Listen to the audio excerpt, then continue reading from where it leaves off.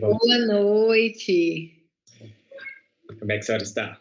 Ai, cansada, mas animada para dar uma palestra. Faz parte, né? Não tem... Faz parte, essa chuvarada para a gente chegar em casa tá um terror, né? Nossa. Bom para comer uma pamonha. Bom para dormir. Mas é isso. Vamos lá. Gente, boa noite. Meu nome é Washington Peixoto Benjamin, vice-presidente da Liga. Tá? Quero agradecer a todos presentes, inclusive a nossa palestrante, a doutora Ludmila Malta de Sabandeira, médica veterinária, formada pela Universidade Federal de Goiás, especialista em clínica médica e cirurgia de felinos, pelo Instituto Quality Pós-Graduação, tá? É uma veterinária membro da Associação Brasileira Clínica de Felinos, aberta desde 2015. Foi a primeira veterinária de Goiás, membro da American Association of Feline Practitioners, acho que é isso que fala, né, doutora? E com atuação no modelo Cat Friendly, Pareceres. Eu agradeço a senhora, externo meus agradecimentos do fundo do coração por estar disponibilizando esse tempo aqui, para falar sobre o diagnóstico de FIV e FeLV e sua importância para o paciente positivo, tá? E um recadinho antes. Turma, a palestra está sendo gravada pelo YouTube, tá? Os certificados serão disponibilizados no prazo de 15 dias, tá bom? No final vai ter um sorteio de um brinde, acho que todos estão aí acompanhando, e para ter direito a ele, o participante tem que estar presente, tá? Então, na hora do sorteio, eu preciso que o palestrante esteja presente. E, por fim, eu peço a todos que seguem nós lá no Instagram, com a Liga, ajuda a divulgar a gente, tá bom? Mais uma vez, muitíssimo obrigado, doutora Ludmila, e a palavra é sua. Gente, eu agradeço muito o convite e vou colocar aqui a apresentação. Só um segundo. Eu acho melhor desligar esse vídeo, porque eu acho que fica travando as minhas últimas apresentações. Então, acho que talvez seja melhor só o áudio, tá? Fique à vontade. A palestra é sua agora. Tá bom.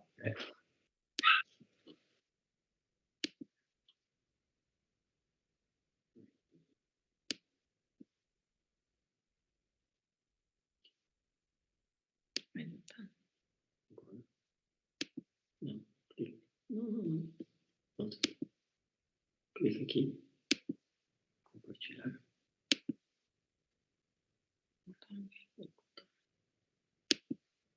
Clica aqui. Isso, né?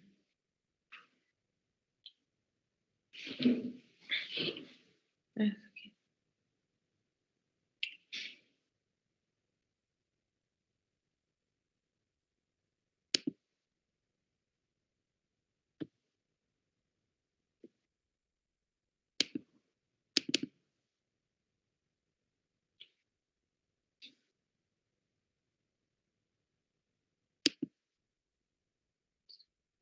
Tá todo mundo vendo, gente? Sim. Ah, não. Então tá, vamos começar a nossa palestra de hoje. Eu fiz com muito carinho porque é um tema que eu pego diariamente no consultório e eu assumo para vocês que parece que quanto mais a gente estuda, menos a gente sabe. Então, eu falo que os últimos consensos que tiveram sobre o assunto nos deixaram um pouquinho mais apreensivo na hora da gente bater o martelo no diagnóstico, mas eu já inicio falando que é o diagnóstico mais importante que a gente tem na clínica de felinos. Eu falo que é o teste do pezinho, né? Tem um colega que lançou a campanha do Miou testou. Então, todo gato que mia precisa ser testado para FIV e FeLV, né? A gente vai falar um pouquinho dos mitos da testagem, principalmente para FIV. E eu já começo falando que a importância desse diagnóstico é você dar qualidade de vida para esse gato, caso eles sejam positivos, e evitar que essa doença se propague ainda mais. A gente vai ver que aqui no Brasil a gente está numa situação delicada em relação à quantidade de gatos infectados. Então, quais são as características dos dois vírus, né? Eles são um RNA vírus envelopado, eu falo graças a Deus. Então, eles são bastante sensíveis a todos os nossos desinfetantes comuns, né? Eu falo muito que internação costuma, né, colocar uma tarja vermelha na baia quando interna um paciente FeLV ou FIV, falando baia interditada, deixa dias, tem lugares que fica semanas, né? Mas isso não é tão necessário. Se a gente fizer uma higienização adequada, se a gente tiver muito cuidado com os fomites, né? Com a higienização das vasilhinhas, é um vírus que morre muito facilmente, é um vírus que fica muito pouco tempo no ambiente também. Então, pelo menos isso. Né? É um vírus que precisa da enzima transcriptase reversa, né, para transformar o RNA, faltou um azinho ali, em DNA. Então, essas são algumas das características básicas dos dois vírus, né? E aqui eu pus um mapinha para a gente ter uma ideia do que está acontecendo no mundo. Então, nos Estados Unidos, a gente tem de 1 a 8% de animais testados FeLV positivo. E de 4 a 24% de animais FIV positivo. É muito alto, né, essa casuística de 24%.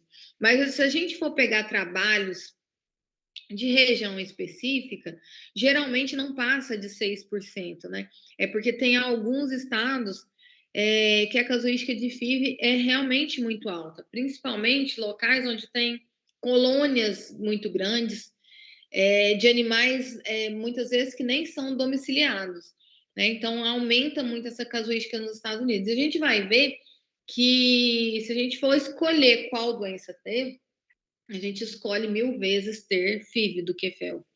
Eu tenho muitos pacientes que são positivos para FIV, eles morrem de outros acometimentos, de outras doenças e nunca manifestam a doença. Já a FeLV, a gente, à medida que a medicina vai evoluindo, à medida que a gente faz check-ups mais rotineiros, à medida que a gente começa a perceber que aquele gato começou a desenvolver a doença, a gente está conseguindo dar uma longevidade, uma qualidade de vida maior para esse gato. Mas para a FeLV ainda é bem restrito, tá? E o Brasil, como é que tá? A gente tem mais ou menos 14% de FIV e 10,8% de FeLV em todo o território. No Canadá, a gente já tem índices bem mais baixos, 4,3% de pacientes FIV positivo e 3,4% de animais FeLV positivo também. A Alemanha e a Europa, eu peguei a Alemanha porque ela é bem um médio ali entre as nossas taxas. A gente tem 3,2% de FIV e 3,6% de FeLV. O que a gente observa aqui? A gente tem muita FeLV aqui no Brasil. E a gente consegue ver isso pelos congressos. A gente ia nos congressos internacionais e tinha, assim, dezenas de palestras sobre FeLV, sobre FIV. E ano após ano elas estão diminuindo, porque a casuística está diminuindo no mundo inteiro. E qual que é o preocupante no Brasil? É que os últimos dados que estão para sair são bem maiores do que esse que eu estou expondo para vocês. Então, a gente está numa crescente, infelizmente. E aí eu vou falar 100 vezes durante a palestra o que a gente tem que fazer. Testar todo mundo. A gente tem que separar os positivos dos negativos e vacinar os negativos. Não tem fórmula mágica, é isso mesmo que a gente tem para fazer. E aí, qual que é a prevalência? No Brasil, a gente tem um trabalho que testou 401 gatos. Então, os animais doentes, aqueles que têm alguma sintomatologia ou que a gente pode desconfiar da doença, testaram de 10,8% de FeLV e 14% de FIV positivo. 0,25% desses animais eram FIV e FeLV positivos. Os animais que entravam sadios para fazer um check-up, consulta de rotina, a gente já tem uma casuística muito menor, 1,6% de FeLV positivo e 6,5% de FIV positivo. Em São Paulo, a gente tem uma casuística de 6,16% de FeLV. A minha casuística aqui em Goiânia gira em torno de 7%. Em 2016, eu tive uma casuística altíssima, entre 12% e 13%. Não sei explicar o que aconteceu. Eu acredito que foi um ano que eu peguei muitos animais doentes, assim. A gente ainda não... eu não estava atendendo tantos check-ups. Hoje, todo animal que pisa no meu consultório tem que fazer um exame de FIV e FeLV, estando ele sintomático, assintomático, recém-nascido, e eu vou explicar o porquê, tá bom? Vamos começar falando da FeLV, que realmente é a nossa principal preocupação. É uma doença com disseminação por contato direto e constante, e isso é muito importante ficar na cabeça de vocês. Direto e constante. Por quê? Porque a gente vai ver ali nas formas de transmissão que simplesmente tem gatos que entram em contato com o animal FeLV positivo, às vezes eles até abortam esse vírus, né, várias e várias vezes, mas vai chegar um momento que ele vai incorporar esse vírus. E aí ele vai se tornar um animal doente. Então a gente não pode deixar que esses animais positivos convivam com os negativos. Não pode deixar que animais positivos dê voltinha na rua, né, colocando outros em risco, principalmente em condomínios. Aqui em Goiânia, gente, quando eu já pergunto assim, de qual condomínio é? A pessoa já me fala um condomínio, eu já sei o que está me esperando. Né? E são condomínios muitas vezes de luxo, os animais dão voltinha, todos são positivos para a FeLV, né?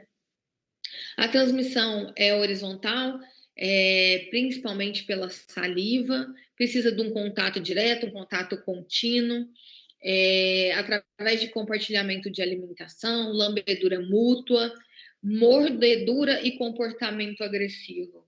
Presta atenção nisso aí, porque até alguns anos atrás, antes dos últimos consensos, a gente tinha mania de falar o quê? Que a FeLV é do animal bonzinho, aquele que lambe o outro, que faz carinho, compartilha a vasilha de alimentação, e a FIV é o oposto, do animal mauzinho, aquele que briga, aquele que luta, aquele que cruza, né? E a gente vai ver que a luta, a briga, a agressividade tem um papel muito importante para a FeLV também. Tomar muito cuidado com transfusões e com fômites, né? O que é fômites? Vasilhinha de comida, principalmente internação, né? Tudo que tem muita matéria orgânica pode carregar o vírus, pode fazer com que esse vírus fique presente por um período maior e aí o outro animal se contamine. A contaminação por vetores não é bem explicada, a gente acredita que não aconteça, mas eu acredito que precisa de mais estudos, tem estudos na área sendo desenvolvidos. A parte venérea é importante, fezes e urina pode acontecer, mas não é a forma mais comum, tá bom? Transmissão intrauterina é muito comum, é uma tristeza. Você pega uma gata positiva, todos os filhotinhos positivos, dá vontade de sair correndo, dá vontade de sair chorando, porque a gente sabe como vai ser a vidinha daqueles gatos, né? Mas, gente, isso não é caso de eutanásia. Já vi colegas me ligando, perguntando, Lud, eutanasia todo mundo? Não, né? A gente não tá aqui para ser coveiro, a gente está aqui para salvar, para dar qualidade de vida. Acredito que ninguém faz veterinária para se especializar em eutanásia, né? Vamos combinar.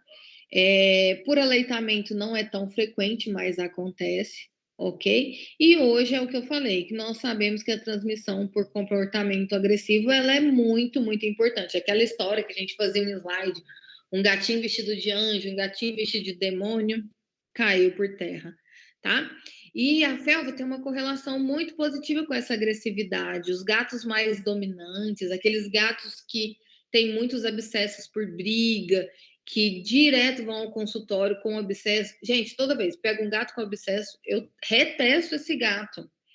Não é que eu testo uma vez só, né? E o macho felino, ele tem uma maior predisposição, porque ele tem uma característica agressiva maior. Ele vai para as vias, de fato, mais facilmente do que as fêmeas. E quais são os fatores de risco desses gatos? A prevalência de 1 a 6 anos, gatos que vivem em colônias, uma susceptibilidade maior em gatos filhotes, animais até 2 anos são mais susceptíveis, resistência a felve, principalmente, se desenvolve com a idade. Então, quanto mais velho aquele animal for, quando ele se contaminar, maior a expectativa de vida desse animal, menor a sintomatologia, né? Gatos de gatis são mais acometidos, gatos isolados a gente considera mais protegidos. A exposição contínua tem um papel muito importante, a imunossupressão, seja pelo estresse, seja pelo uso de corticoides, seja pelo uso de algum medicamento imunossupressor, né? E a sociabilidade é muito importante. Então, aqueles gatos que convivem, que são muito sociáveis, que lambe um aqui, lambe outro ali, vivem em colônias muito grandes, têm maior risco de se contaminar. E aí a gente vai falar de uma classificação, só para a gente dar uma entendida. Hoje em dia, a gente nem usa essa classificação. Eu vou mais para frente falar para vocês qual que é a classificação que a gente está usando. A gente tem a fase 1, onde os linfócitos B e os macrófagos locais são contaminados e o vírus passa para os linfócitos regionais nessa fase. Na fase 2, a gente tem uma distribuição sistêmica desse vírus, a gente tem a viremia associada às células mononucleares.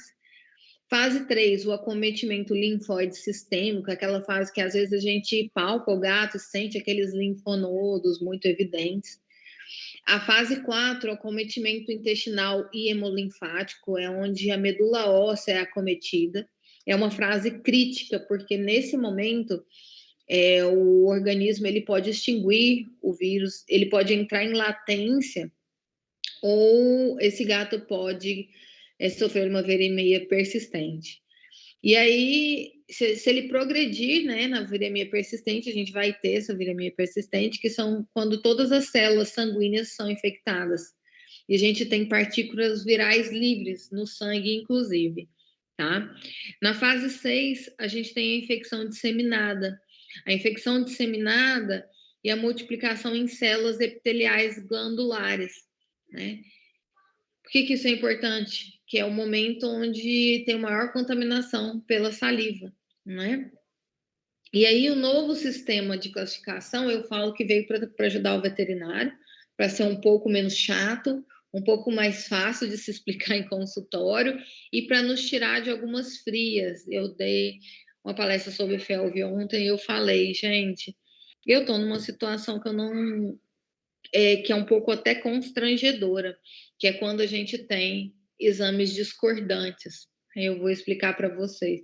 Você faz um exame de um SNAP para FIV-FeLV, dá positivo para a FeLV, por exemplo, aí você manda para o PCR e dá negativo. Eu estou com um paciente exatamente assim, com um tutor que é, digamos assim, peculiar, né? Então, a gente tem, quando o gato entra em contato com o vírus, ele pode desenvolver a fase abortiva, que é quando o vírus é totalmente eliminado após a entrada. Seria a fase 1, uma resposta imunoativa. Aí a gente teria a fase regressiva, que seria a fase de viremia transitória e latente. Aquele vírus fica latente, mas aquele animal ele não está doente, né? Seria a fase 2, 3 e 4, tá? Ou aquele animal pode desenvolver a fase progressiva, que é quando ele tem uma viremia persistente, que é após a fase 4. E, para nos salvar, a gente tem a fase atípica focal, que é uma infecção, a focal é uma infecção localizada com sem reativação. Geralmente o vírus fica em olhos, glândulas mamárias, e aí quando esse gato tem filhotes, o gatinho mama, às vezes ela contamina todos os filhotinhos. E às vezes essa mãe nunca positiva nenhum exame, porque é uma contaminação focal.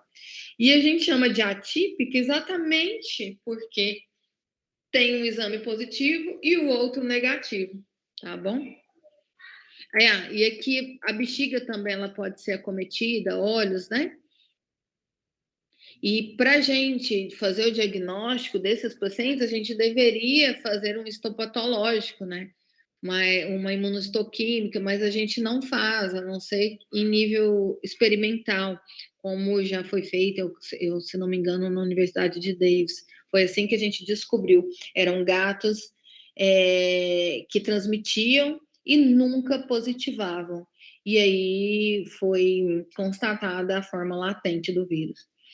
E aí a gente pode também ter a fase de extinção viral ou infecção latente, que é a fase regressiva.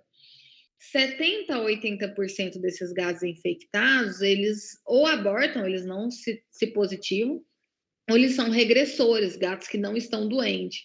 Tem pouca chance de doença associada ao FeLV. O corticoide ou o estresse pode fazer com que aquele gato saia da fase de infecção latente e passe por uma fase latente, não, gente, uma fase regressiva para uma fase progressiva, ou de uma infecção latente para um progressor, tá? E 20% dos animais contaminados já são progressores desde o início.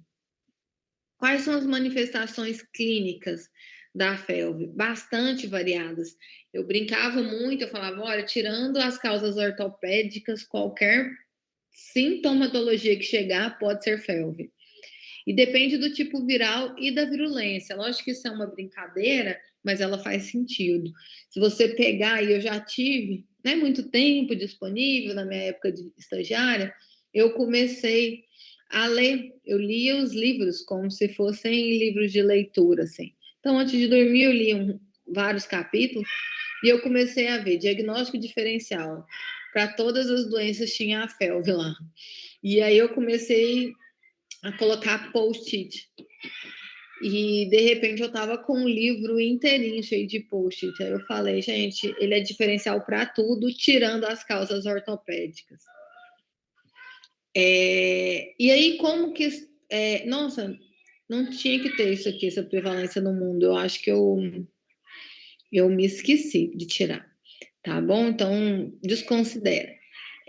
A gente tem a FeLV-A, que geralmente causa imunossupressão. A gente tem a FeLV-B, com maior predisposição a neoplasias, e a C, com maior predisposição à anemia não regenerativa. Ah, Lude, eu consigo saber se meu gato vai ter mais imunossupressão, maior predisposição à neoplasia? Na verdade, não. Isso também é em nível experimental. Esses tempos atrás, uma tutora veio atrás, muito, muito, muito nervosa com um colega, pedindo para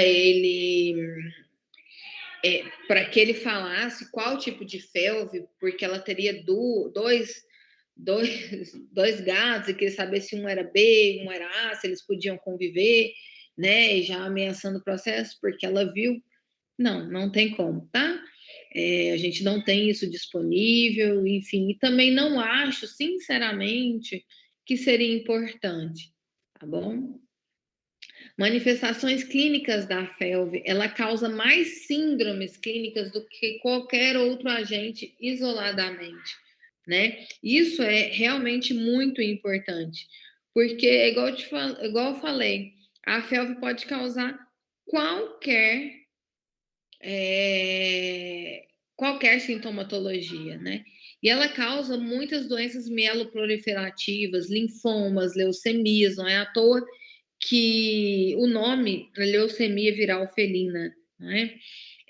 Mielodisplasias também são muito importantes. E também doenças mielodegenerativas, como as anemias não regenerativas, né? As trombocitopenias, e aqui eu faço um parêntese, um cuidado, né? Na hora de diagnosticar a trombocitopenia, para ver se ela é real no gato. O gato, ele tem uma facilidade muito grande de agregação plaquetária. Então, quando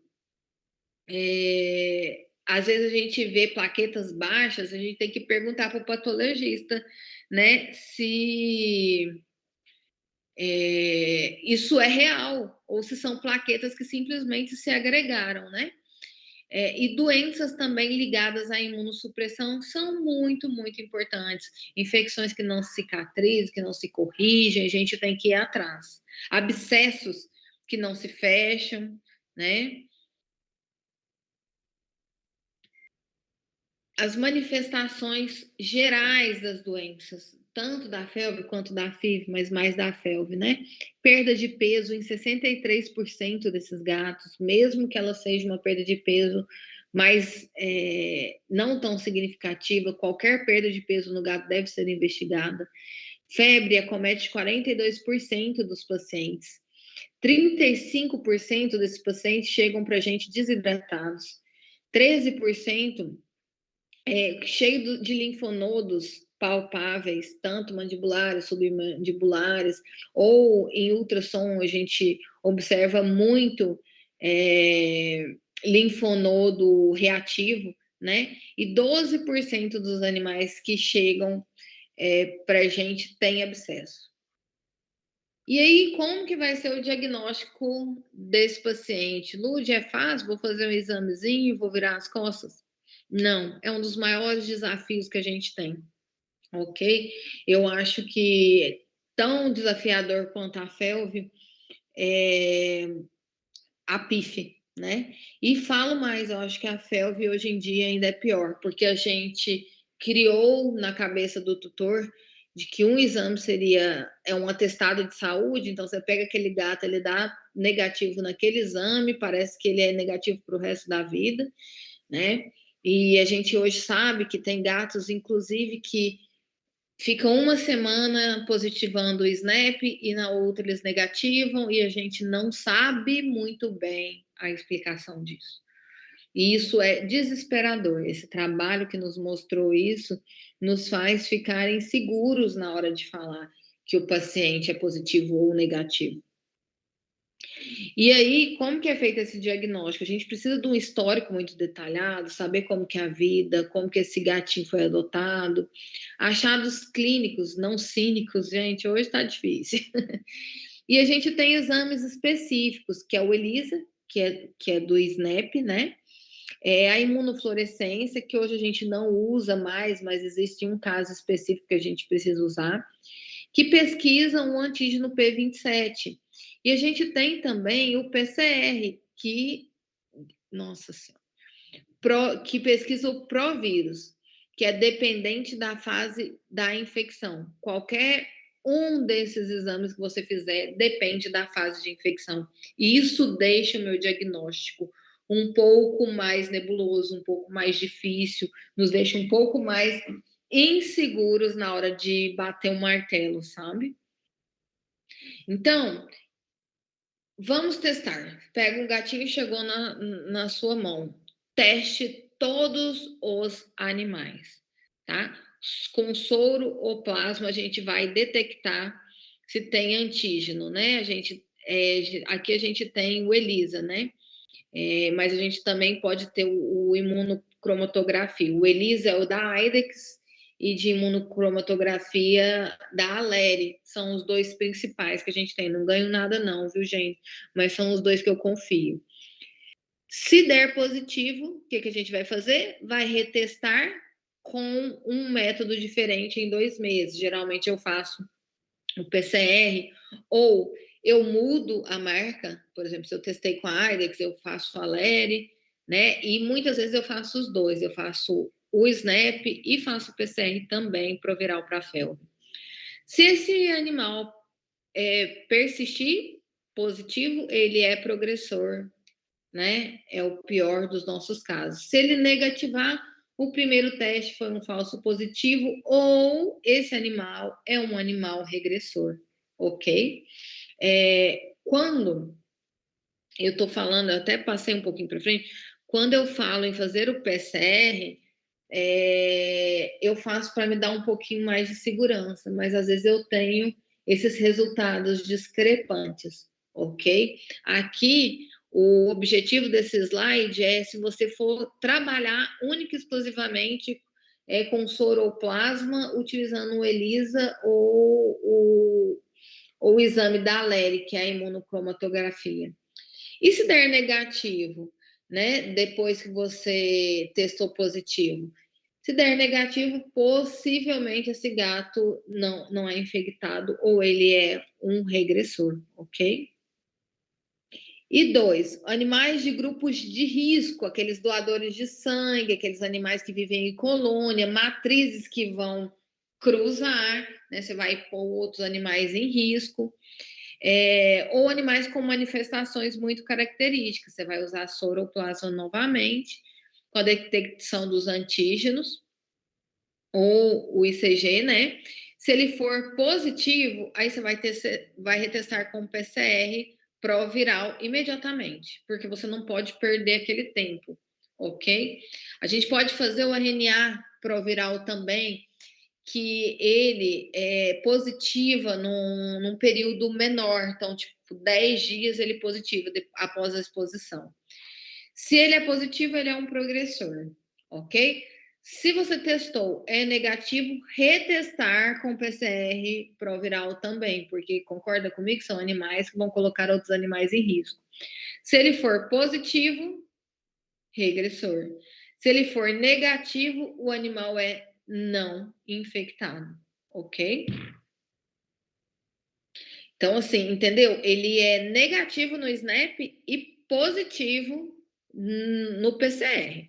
É o que acontece. Então, geralmente, o gato, quando ele é positivo no SNAP, aquele teste rápido que a gente faz, ele tem que ser positivo no PCR. Aí que entra, aí você faz o PCR e ele dá negativo. Você não tem essa explicação, aí você vai falar que ele é atípico, ok? A gente não tem essa explicação. É bem provavelmente um erro em algum dos dois exames. E aí, quando esse gato ele entra em contato com o vírus, o que acontece? Em 2 a 4 dias, os linfócitos B e os macrófagos locais, além dos linfócitos regionais, vão ser contaminados. Então, esse gato vai ter um ELISA negativo, um SNAPzinho negativo, ok? Aquele que você faz em consultório. A imunofluorescência, que a gente não usa mais, tanto de medula quanto de soro, ela pode ser positiva já nos primeiros dias. Eu tenho que fazer um parêntese. Alguns anos atrás, a gente fazia muito imunofluorescência, fazia menos do que a gente gostava, porque não tinha tantos laboratórios disponíveis, e a gente se encantou com a técnica, porque dava muito positivo. A gente falava, se nada pegar, a imunofluorescência pega. Mas aí, o que a gente foi vendo? Que tinha muito, muito, muito falso positivo também. Então, isso também deu um desespero, sabe? Então, aí a gente tá entrando em desuso. Do 1º ao 14º dia, a gente tem uma distribuição sistêmica, uma viremia associada aos mononucleares. E aí, o que isso vai fazer? O ELISA vai começar a positivar a partir daí. Então, aquele cliente que chega para você, doutora, meu gato entrou em contato com gato felvo positivo ontem, vim para testar. Você vai falar assim, não, respira, concentra, e daqui a 14, 15 dias você volta, ok? Eu peço até mais um pouco. Aí, a imunofluorescência, nesse período, ela vai dar negativa, tá bom? E o PCR também vai positivar. Do 3º ao 14º dia também, a gente pode ter o acometimento linfóide sistêmico. E aí, o que a gente vai continuar tendo? Tanto o ELISA positivo, a imunofluorescência negativa, tanto da medula quanto sistêmica, e o PCR positivo. Nada mudou, ok? E aí a gente tem exatamente aquela fase crítica, que é quando o vírus pode chegar na medula óssea, ele pode infectar, eliminar a infecção, ou ele pode ficar latente. Então vamos lá, vamos pensar ali nas 2 a 6 semanas. Um animal muito imunocompetente, ele vai eliminar essa infecção. Então, ele vai ficar com ELISA negativo, a imunofluorescência negativa, mas o PCR vai dar positivo, porque já foi aderido ao DNA do gato. Ou esse gato pode ficar latente, onde ELISA, imunofluorescência do soro vai ser negativo, mas se você fizer imunofluorescência na medula, pode ser que dê positivo. E aí é a única fase, gente, de coração que eu acho que vale a pena a gente pensar numa imunofluorescência. A gente manda para a USP, tá? Laboratório deles que faz. E aí um animal que é imunossuprimido, né? Um animal que não tenha esse sistema imune tão competente. Quando chega na medula óssea, no trato gastrointestinal, ele vai positivar o ELISA. A imunofluorescência nessa fase do soro vai ser negativa, a imunofluorescência da medula vai ser positiva, mas o PCR também vai ser positivo. Então, você espera que tudo seja positivo nesse momento, menos a imunofluorescência do soro. Né? E de 4 a 6 semanas, quando aquele gato, se ele fizer uma viremia persistente, todos os exames vão dar positivo, ok? E aí é um momento onde esse vírus vai para as glândulas salivares, onde ele começa a eliminar com maior importância esse vírus, depois de 6 semanas mais ou menos, onde todos os exames permanecem positivos. Então não é tão fácil, né? Mas existe uma lógica. Tem que testar todo mundo com triagem do SNAPzinho em consultório. Eu gosto, hoje em dia, eu faço PCR, até os negativos, eu espero um mês e faço um PCR também, para ficar mais tranquilo. Só libero o gato depois de 2, 3 exames para conviver com outros negativos, ok? E aí vamos falar a mesma coisa, só que um pouco talvez mais didático, né? Um gato infectado, ele dissemina o vírus por via da saliva, secreções respiratórias, urina não tanto, leite e fezes também não, mas pode acontecer. E o gato infectado fica susceptível. No primeiro momento, aquele gato, aquele malzinho ali de vermelho, entrou em contato com o negativo, coitadinho, e ele pode ser muito competente em abortar esse vírus. Elimina esse vírus, acabou nossa palestra se fosse só isso, né? Mas ele pode ter uma integração proviral e replicação do vírus em tecidos linfóides da orofaringe. Ele faz uma viremia inicial, linfócitos e monócitos são infectados com o vírus, eles entram na circulação e são distribuídos a outros órgãos do corpo. Esse é um momento importante, né? E aí ele vai progredindo. A infecção de células progenitoras da medula óssea, como os monócitos, granulócitos e as plaquetas, elas são acometidas com cargas elevadas de RNA viral e de DNA proviral também. E nesse momento, esse gato pode fazer uma infecção regressiva, quando ele tem replicações do vírus controladas antes um pouco e um tempo após a infecção à medula óssea. É um baixo risco desse gato ter doenças relacionadas à felve. Mas não, ele não fez regressivo, então ele fez uma viremia secundária com infecção de células epiteliais associada à disseminação viral. É aquele momento que ele começa novamente o ciclo a contaminar o coleguinha. Então, na infecção progressiva. A viremia persistente com alto risco de doenças relacionadas à felve. Aí vocês vão me perguntar, porque é a mesma pergunta que eu fiz no último congresso. Então um gato regressivo, eu posso colocar junto com os demais? Não, porque você não sabe quando ele vai ser progressivo, porque não são etapas que elas são fixas. Então, o seu gato hoje pode amanhecer progressivo, amanhã ele pode, inclusive, regredir, não é tão fácil, mas pode acontecer. E ele pode deixar de ser regressivo e ser progressivo sem dar grandes avisos. E aí entra aquilo que eu comentei, do gato positivar um exame e negativar na outra semana. Então, essa é uma das explicações muito plausíveis para isso.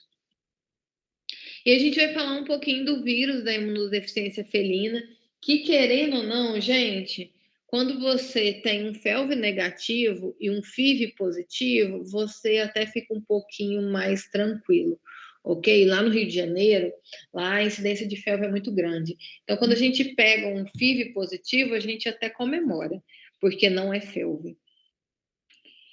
É da família Retroviridae, da subfamília Lentiviridae. Ele foi isolado em 1986 e é reconhecido como um retrovírus com tropismo por células T de semelhança físicas e bioquímicas com o nosso HIV.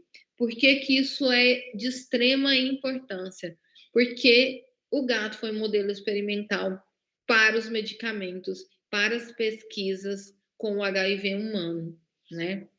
Então, muito que a gente tem desenvolvido, muito do que a gente sabe foi pensando no humano e não no gato, mas o gato, de qualquer forma, se beneficiou com esses estudos.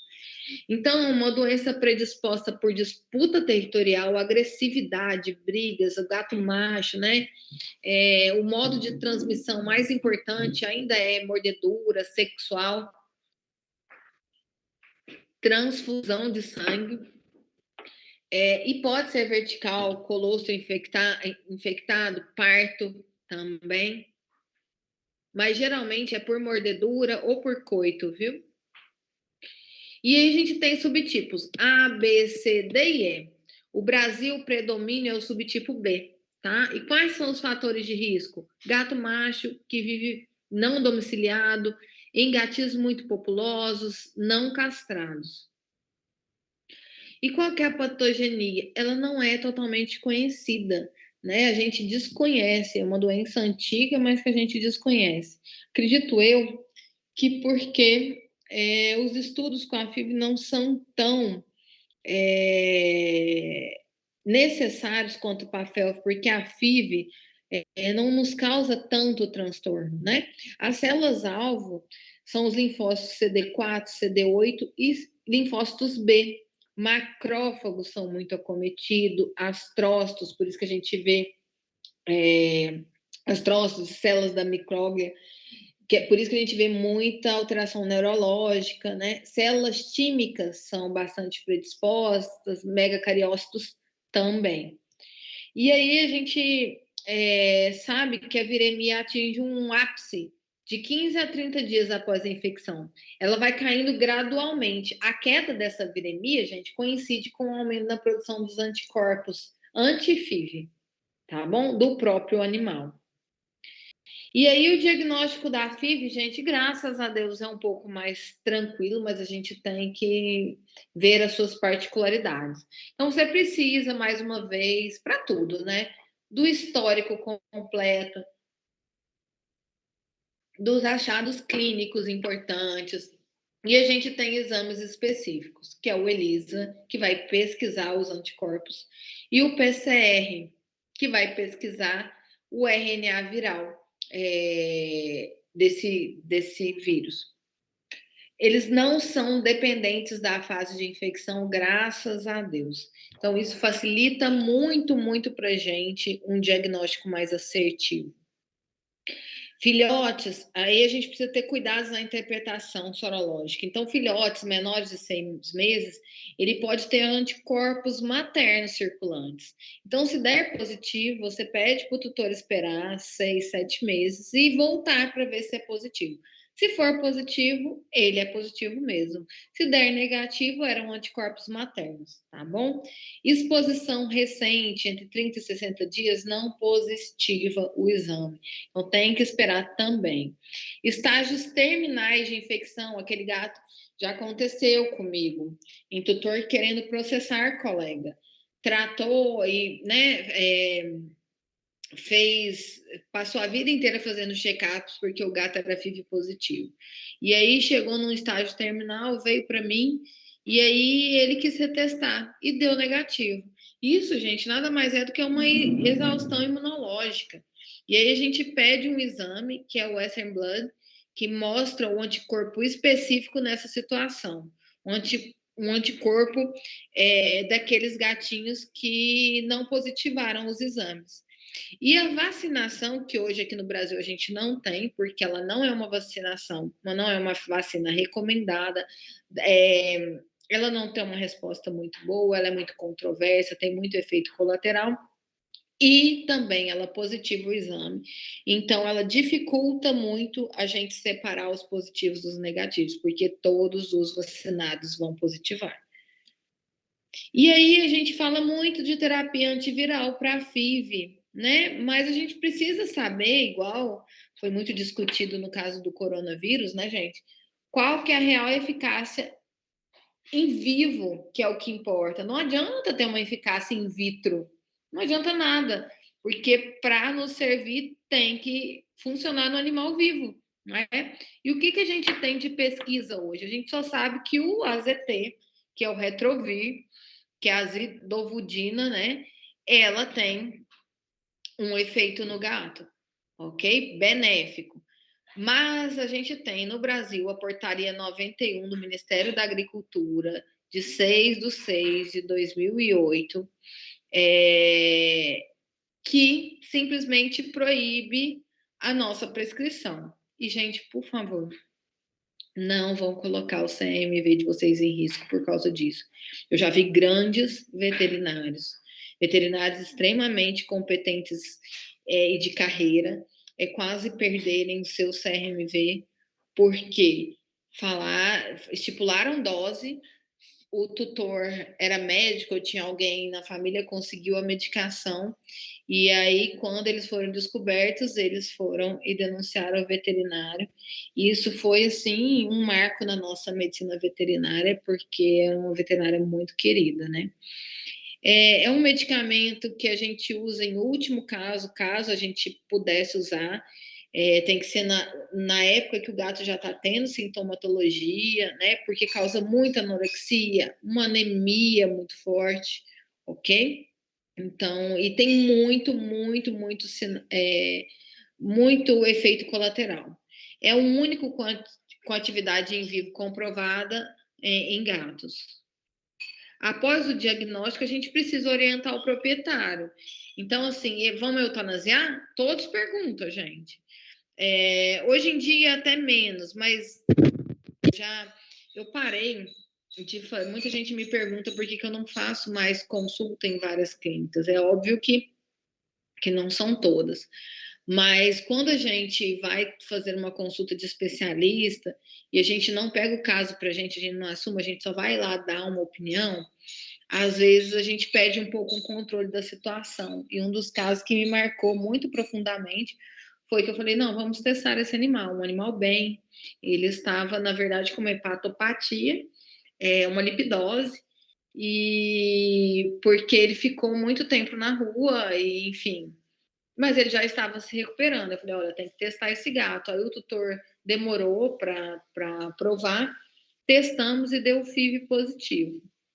E aí eu fui passar minha visita no outro dia. Eu cheguei lá na clínica e aí me avisaram, não, doutora, você falou que ele era FIV positivo, nós eutanasiamos imediatamente. Nossa, aquilo acabou comigo. Isso não foi uma vez, mas essa foi a primeira.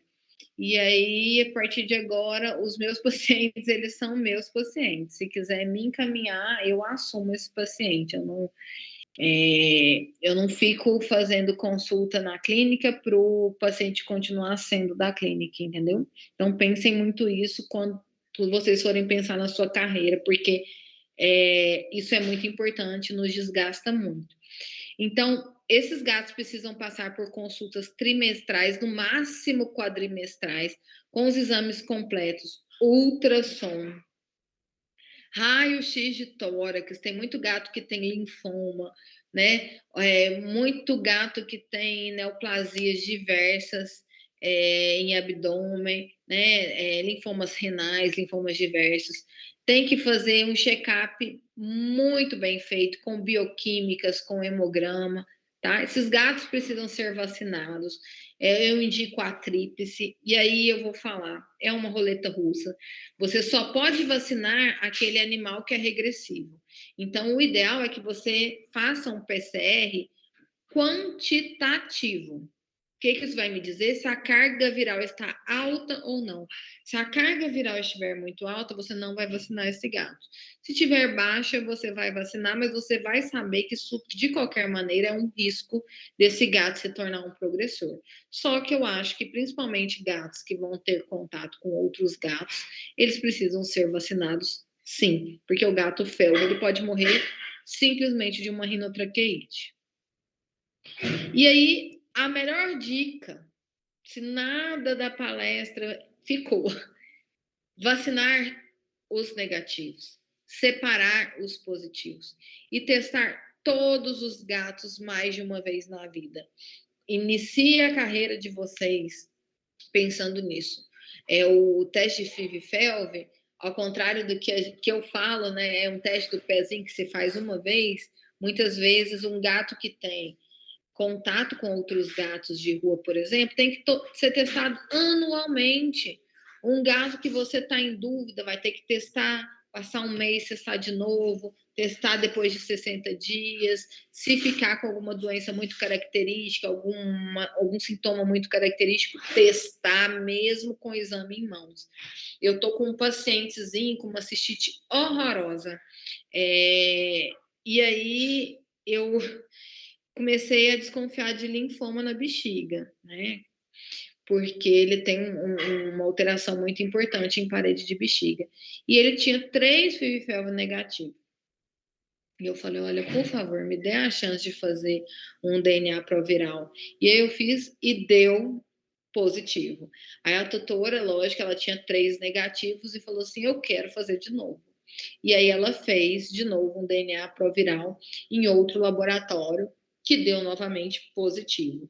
E aí ela, não satisfeita, ela pediu para fazer de novo o SNAP. E aí, por sorte, o primeiro que eu fiz, por sorte ou por azar, né, deu positivo também. Então, assim, quem procura acha, né? Às vezes demora um pouquinho, mas acha. E aí, gente, esse é o nosso último slide. Eu espero que vocês tenham gostado, né? Eu estou aqui disponível para tirar a dúvida. Eu sei que às vezes dá um nó na nossa cabeça, mas não desistam, a gente consegue. Doutora Ludmila, muito obrigado. Sua palestra foi excepcional, foi de grande Eu que agradeço. conhecimento. Nossa, não tem nem o que falar. Parabéns.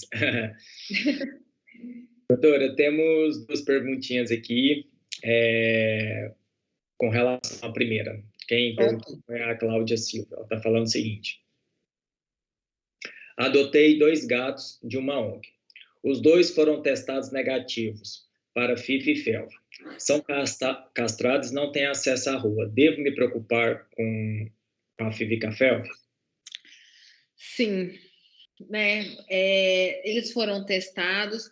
Eu gosto de retestar. É igual eu falei. Eu gosto de retestar com exames diferentes, de marcas diferentes e muitas vezes com PCR. É óbvio, gente, é um gato saudável, né? Não fica encucada. A Ludmila falou que tem que testar 1000 vezes, né? Não vai deixar de viver por causa disso. Mas um teste não é garantia de que o gatinho não é positivo, tá bom? Segunda pergunta é da Annelise Guimarães da Silva. Sabe-se que a FIV e a FeLV geram doenças oftálmicas e neurológicas, mas qual a diferença desses sinais específicos entre elas? Nossa, eu não entendi a pergunta. Assim, oftálmicas são doenças. Ah, não, eu entendi. Eu acho que eu entendi. Será que seria o vírus latente que fica no ocular? Se ela puder nos responder. Deixa eu ver aqui. Annelise, se puder ir responder no chat, eu agradeço, que a gente replica novamente a pergunta. Mais uma aqui, doutora, é a da Letícia Luana. Ok. Tá. É realmente necessário separar os gatos FIV positivo de gatos FIV negativo? Já que o vírus não é transmitido através de lambidas e nem compartilhamentos de lixeira e potinhos de comida e água? Sim, é importante. Se você quer assegurar, eu acho assim, gente. Eu acho não, eu tenho certeza. Você é responsável por aquela vida, né? Você tem que instruir o certo.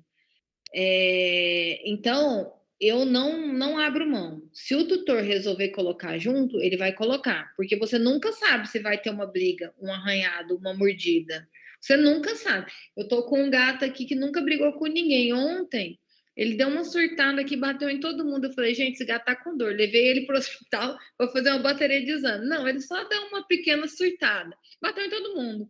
O gato mais paca que eu conheço. Eu acredito que pela chuva, enfim, se estressou. Então você não sabe. E a FIV vai acontecer. A gente fica pensando em AIDS, a gente fica achando que é só por coito.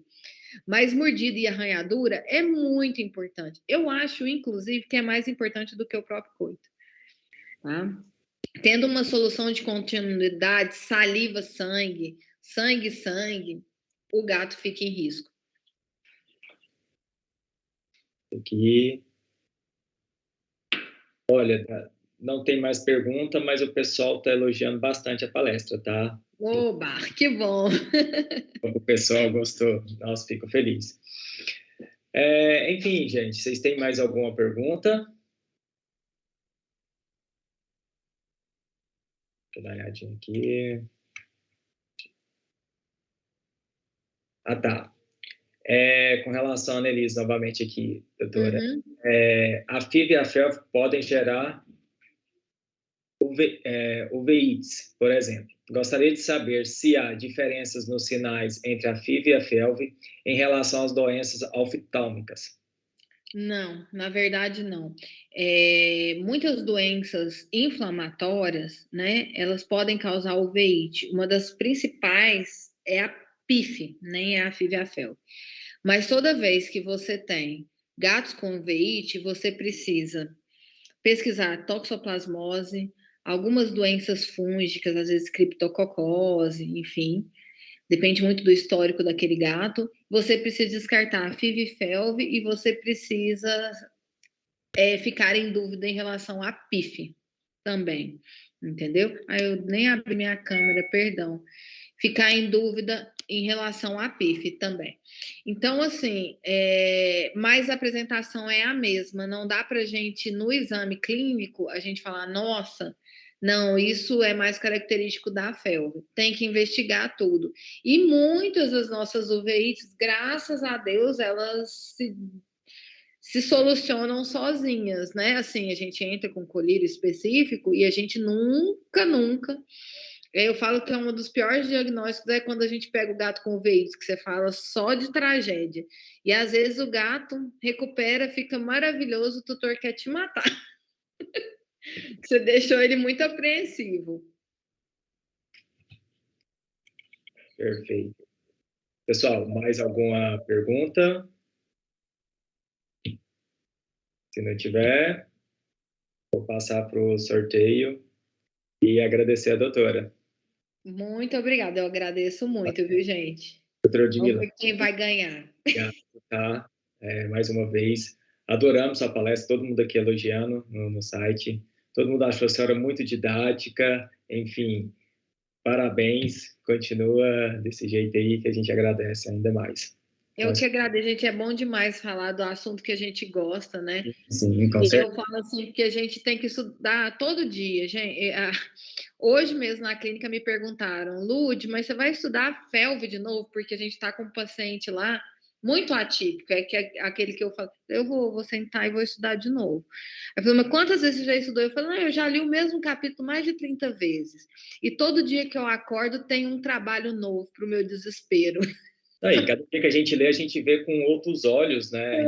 Não, é igual mulher em loja de roupa. A gente olha uma arara e não gosta de nada. Aí a gente fala assim: não, gente, eu quero comprar alguma coisa. A gente olha lá de novo e fala, gente, mas tá tudo lindo, agora eu quero tudo. Sim, É sim. igual trabalho, né? Você lê uma coisa e não vê nada de importante. Você lê ele de novo, na terceira vez você já está entendendo ele de verdade, né? É uma palavrinha ou outra que passou despercebida, aí você estava cansado, fala, não, eu posso fazer conexão com aquilo, enfim, um caso ali. Exato. E tudo em inglês, né, gente? Né? Não é fácil, não. É uma tradução ou outra que a gente passa despercebido, enfim, faz parte. Exatamente. Mas é isso, doutora. Te agradeço mais uma vez do fundo do coração. Uma excelente palestra. Obrigada, meninos. Vamos ver quem vai ganhar, então. Vamos, Tiago.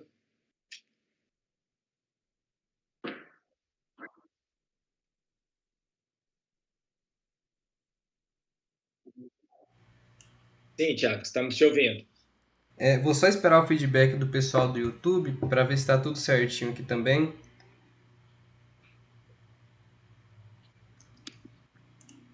Para a gente já poder dar início aqui. Tá, tranquilo.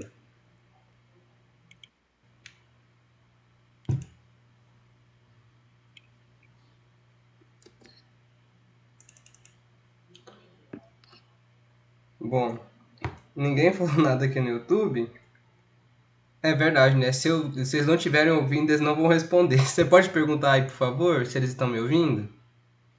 Ô, turma, vocês estão ouvindo o Tiago? Se positivo, coloque só um feedback aqui nos comentários do YouTube.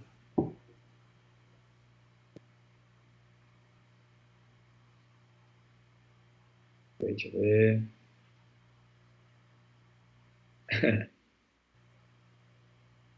A Liliane pediu para sortear ela. Tiago, eu Tá acredito que sim, ouvindo? acho que todos estão ouvindo, sim. Boa noite, pessoal. Certo. Meu nome é Pode. Thiago, aqui sou integrante da Liga também. Vamos realizar os sorteios. Acredito que os outros integrantes salientaram aí a respeito das regras do sorteio. A gente vai fazer agora tudo ao vivo aqui para vocês. Vou começar agora a carregar os comentários.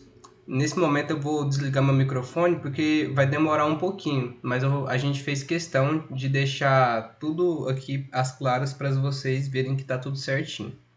Vou iniciar agora o carregamento. E boa sorte a todos.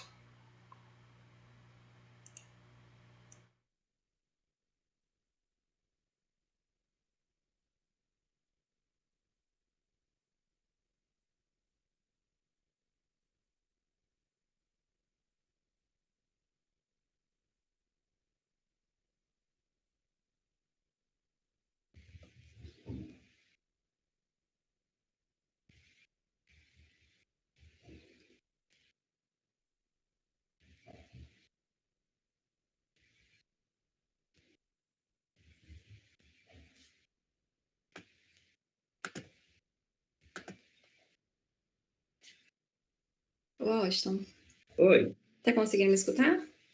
estou sim. Boa noite, gente, tudo bem? Meu nome é Camila, também faço parte aqui da Lavipar. Enquanto o Thiago vai fazendo o carregamento, eu vou só ressaltar novamente as regrinhas do sorteio, tá? Tem que estar seguindo o perfil da Lavipar, seguir o perfil da nossa patrocinadora, que é da MedStore, curtir a foto oficial do sorteio e marcar um amigo. Lembrando que a gente colocou que não vale comentários repetidos, tem que estar presente aqui na palestra, tá? Para poder ser justo com o pessoal que ficou aqui com a gente até no final. Com certeza. Caso o ganhador seja de Goiânia, ele vai estar em contato com a gente e vai estar indo até na MedStore, poder estar escolhendo a estampa e o tamanho, vai estar fazendo retirada lá. E caso não seja do estado, perdão, gente, daqui de Goiânia, vai entrar em contato com a gente vai estar fazendo o cálculo do frete e vai ser por conta do ganhador, certinho? Boa noite, pessoal. Não sei se vocês estão me ouvindo, porque eu estou olhando aqui no YouTube, está um pouquinho atrasada a live. Mas enfim, acredito que são poucos segundos de atraso. Mas enfim, pessoal, estou deixando aqui para vocês verem. A quantidade de vencedores é 1. Não serão permitidos comentários duplicados. e vou clicar aqui para fazer o sorteio.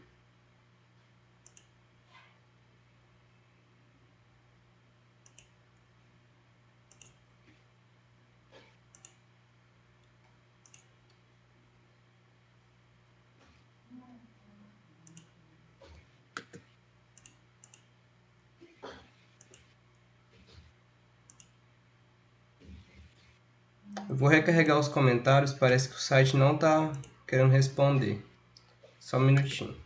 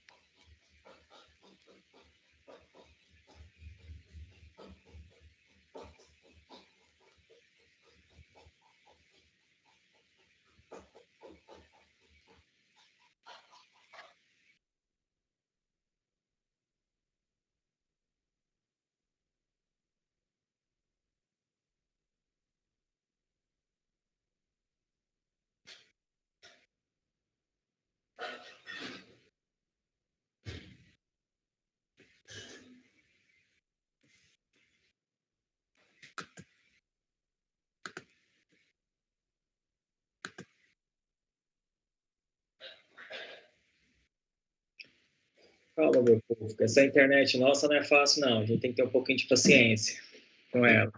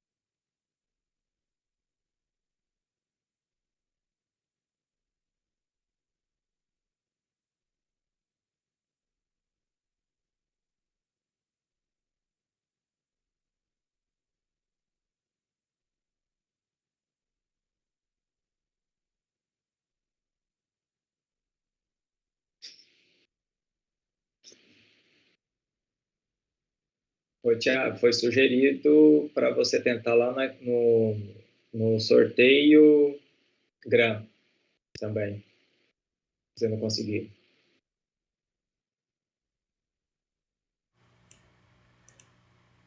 Calma aí, só tava ligando meu microfone para eles me ouvirem também. Eu havia testado o sorteio GRAM, mas ele também não está com um funcionamento muito bom. Eu vou tentar mais algumas vezes aqui. Qualquer coisa a gente passa para outro site. Só um minutinho que eu acho que deve ser alguma instabilidade do site mesmo. Agora a gente testou e tinha funcionado. Vou insistir mais um pouquinho aqui. Vou desligar meu microfone só para não... não... mais alto, você está longe do microfone.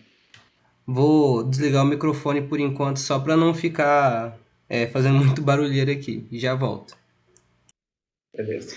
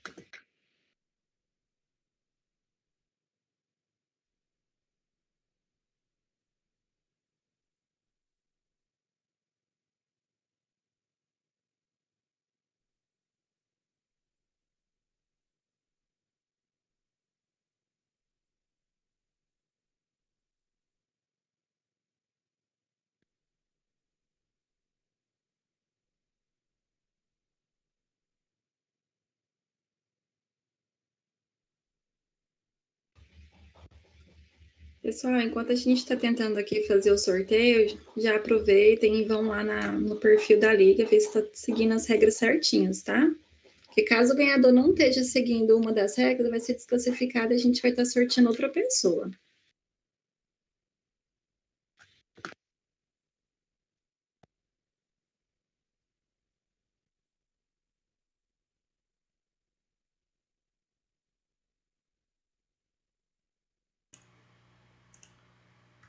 Boa noite, pessoal. Estão todos me ouvindo aí? Vamos tentar por esse outro site aqui. Aquele outro ali parece que está abandonando a gente, mas se a gente testou, agora ele não quer ir de novo. Mas a gente vai nesse aqui, sorteio.com. Espero que todos vocês estejam vendo aí no YouTube, que eu não estou conseguindo ver o feedback de vocês. Mas eu vou iniciar aqui e vou selecionar o post.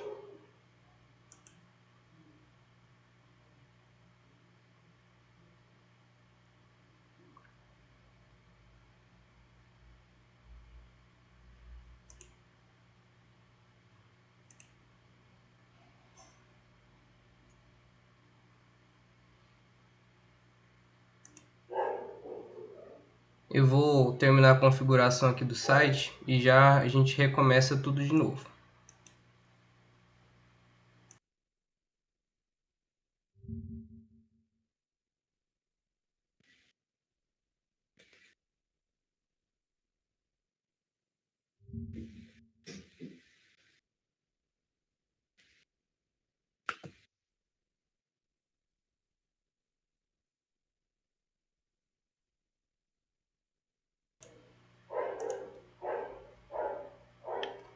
Pessoal, consegui agora, mas é que eu tive que instalar a extensão para funcionar corretamente.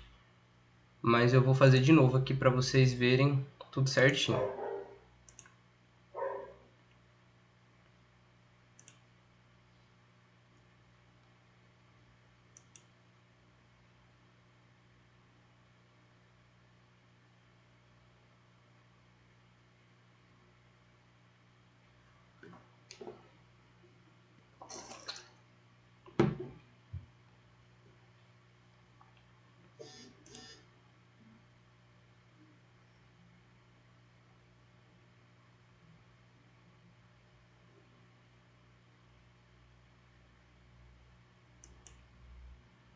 Os comentários estão sendo descarregados agora, pessoal.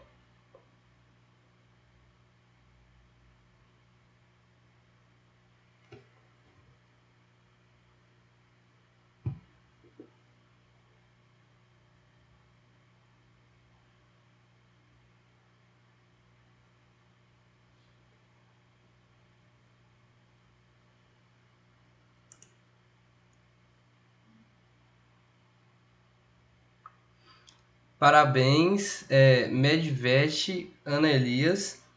Agora nós vamos fazer a conferência para ver se está tudo certinho, tá bom? Se não há comentários repetidos. E logo mais eu venho comunicar a vocês se está tudo certo.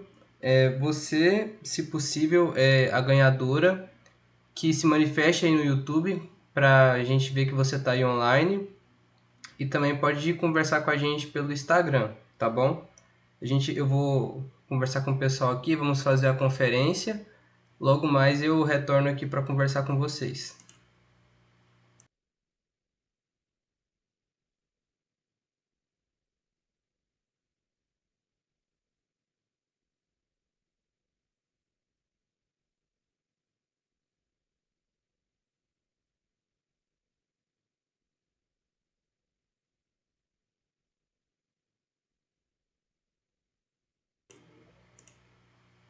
Oi, pessoal.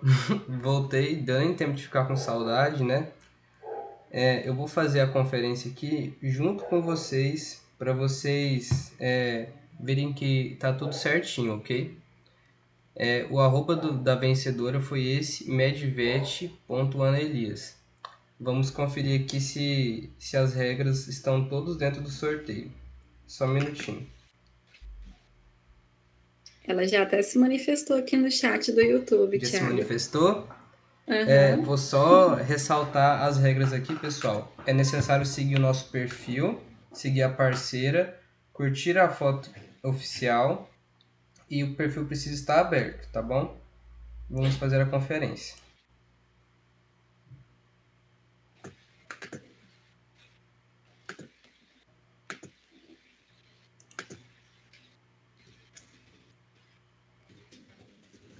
Vou carregar todos os seguidores aqui do nosso Instagram para a gente ver se ela está aqui dentro. Vai demorar um pouquinho para fazer o carregamento, mas logo eu já vou poder conferir aqui com vocês.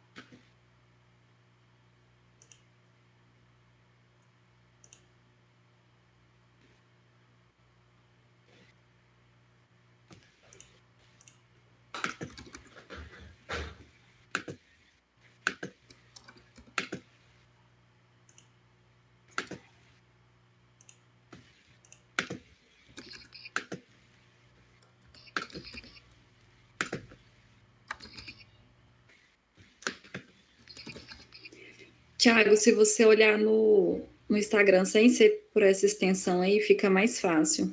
Sim, que eu só estou usando ela para poder ver as curtidas que do navegador fica um pouco limitado, mas enfim, vou entrar no perfil dela aqui agora.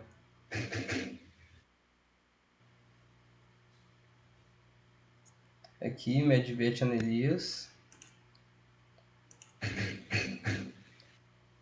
Vamos ver aqui se ela está seguindo.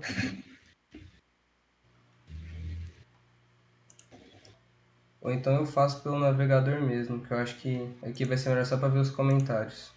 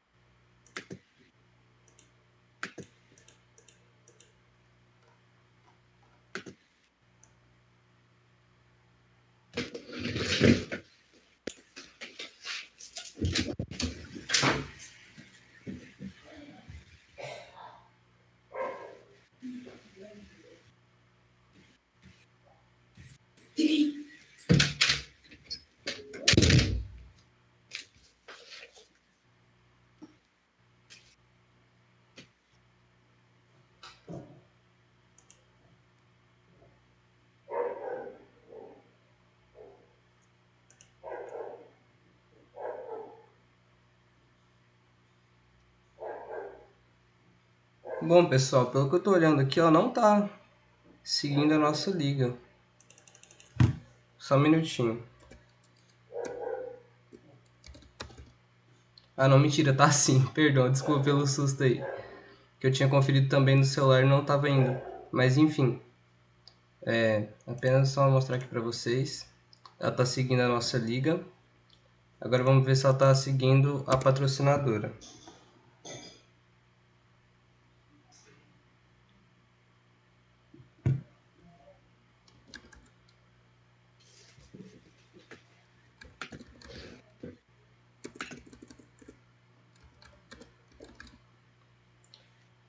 O perfil da patrocinadora ela também tá seguindo.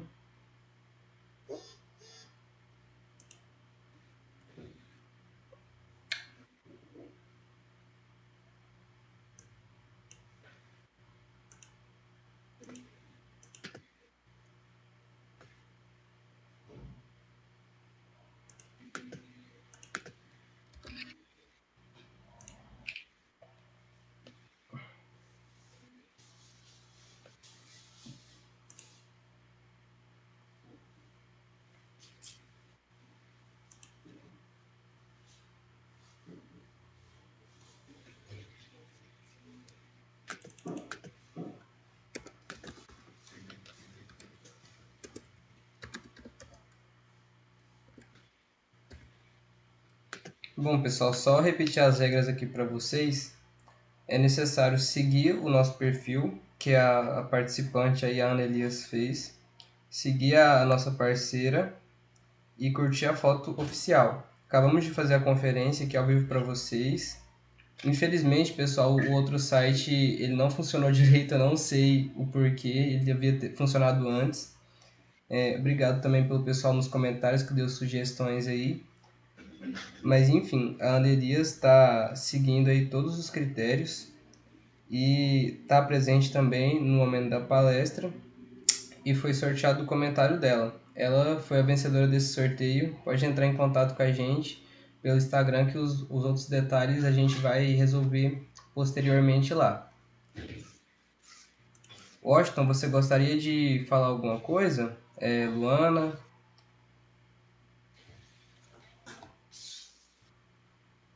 Tem algum recado?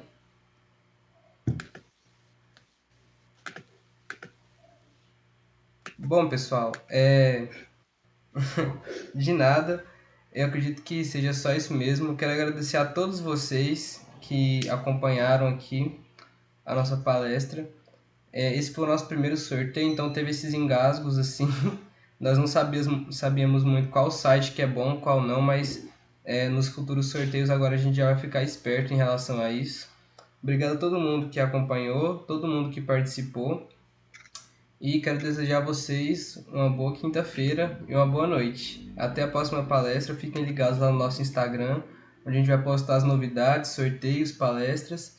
E eu espero vocês na próxima. Boa noite a todos vocês.